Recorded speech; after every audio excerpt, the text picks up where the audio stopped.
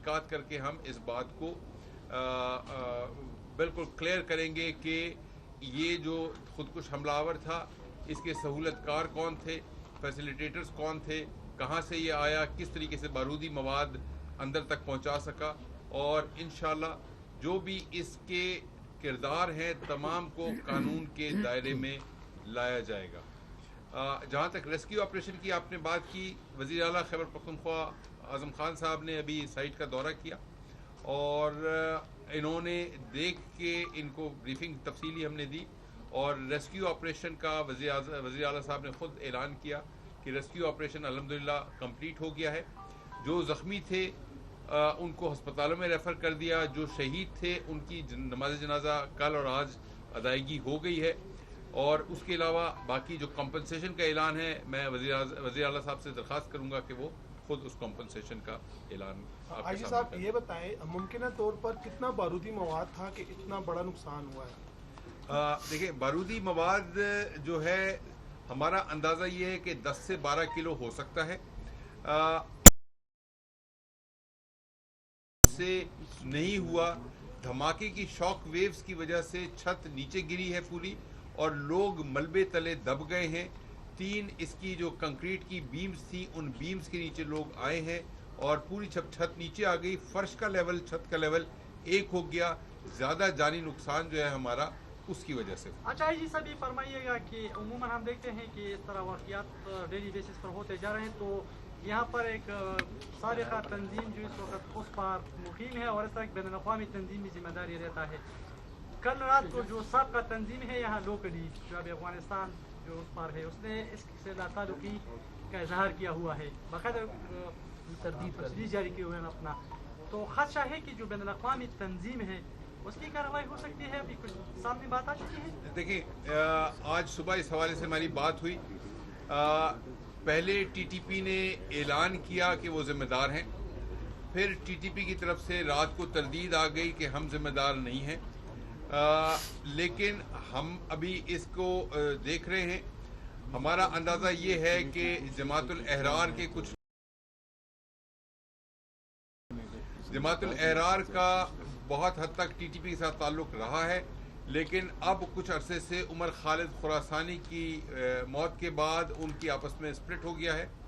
ساتھ ہی I S کے پی کی ایک ماؤتھ پیس ہے جس کو آماق نیوز کہتے ہیں، آپ سب جانتے ہیں اس کو، آماق نیوز کی طرف سے بھی اس کا کل رات کو ایک کلیم آ گیا تھا، اس کی بھی تحقیقات جاری ہیں۔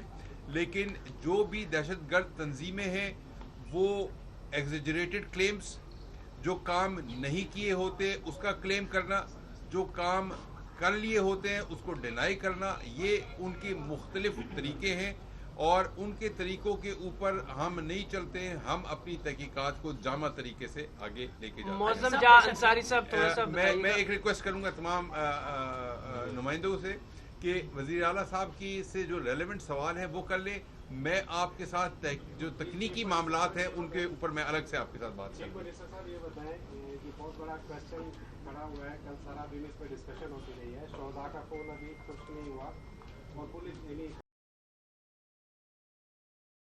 ہو جائیں۔ آپ کا مین ٹاسک ظاہر ہے کہ الیکشن کروانا ہے، کتنے آپ ڈٹرمنڈ ہیں کہ ان حالات کے باوجود بھی یو ول گو اسٹریٹ؟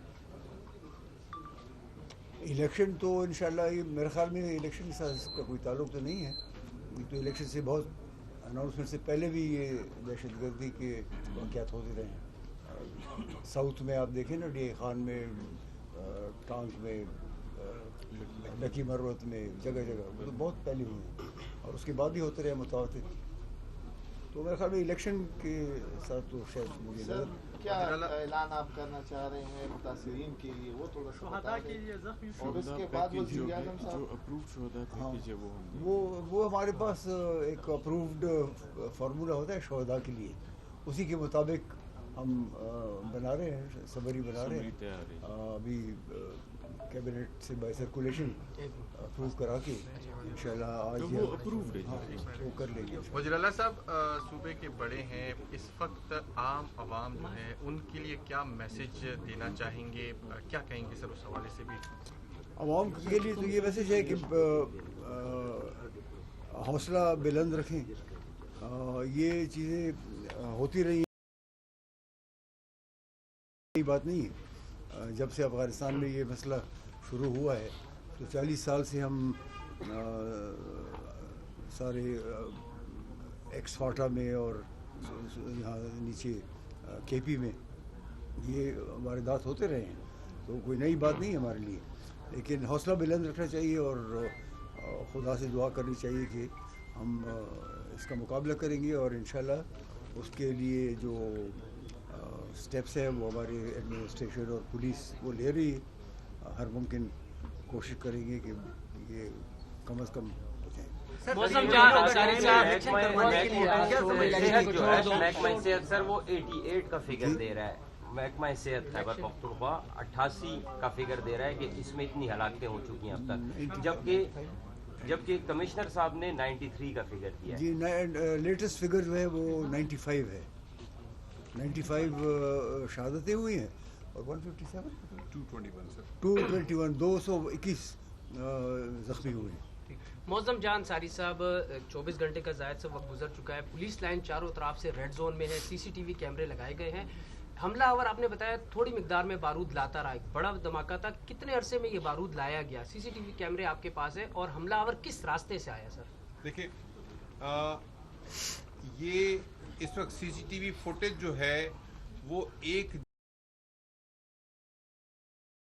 پچھلے پورے 1 مہینے کی ہم نے دیکھنی شروع کی ہے، اور اس کے اندر سسپیشس ایلیمنٹس، سپورٹرز، فیسیلیٹیٹرز ان کو بھی ہم آئیڈینٹیفائی کر رہے ہیں.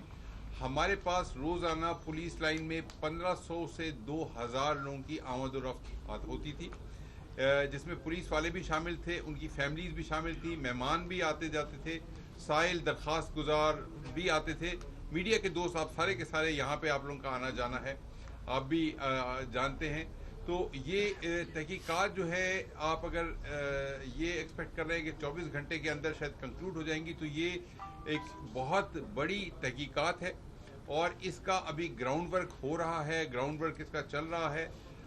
JIT کو بھی نوٹیفائی کر دیا ہے، اور انشاءاللہ اس کا جلد از جلد نتیجہ ہم برآمد کریں گے، اور انشاءاللہ جو بھی لوگ ہیں متاثرین ہیں ان کو ہم سپورٹ کریں گے، اور جو ذمہ دار ہیں ان کو کیفر کردار تک پہنچائیں گے. آئی جی صاحب یہ دہشت گرد کے کوئی اعضاء وغیرہ ملے جس کو فورینسک کے لیے بھیجا گیا، اس کی کوئی غیر ملکی تھا؟ اور سر کتنا بارودی مواد اس میں استعمال؟ میں نے بتایا 10 سے 12 غیر ملکی.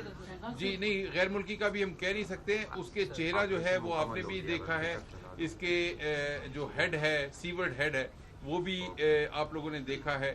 تو اس کے جو DNA کی ٹیسٹنگ کے لیے اسپیسیمن لے لیے گئے ہیں، اور انشاءاللہ کمپیریزنز کے لیے بھی بھجوائے جا رہے ہیں. جی صاحب یہ بتائیے گا، جس طرح آپ نے کہا کہ یہاں پہ کوئی سینٹرلائز سسٹم نہیں تھا، جی KP کے اندر حالات انتہائی خراب تھے، بار بار ریڈ الرٹ بھی جاری ہوا، پولیس کا اور پولیس لائن میں اس طرح کا تھا، یہ ذمہ داری کس پہ آپ فکس کریں گے؟ جی اس کے لیے میں نے آپ کو بتایا کہ ایک انکوائری ہم نے ایک انکوائری کمیٹی اس پہ بھی بنائی ہے.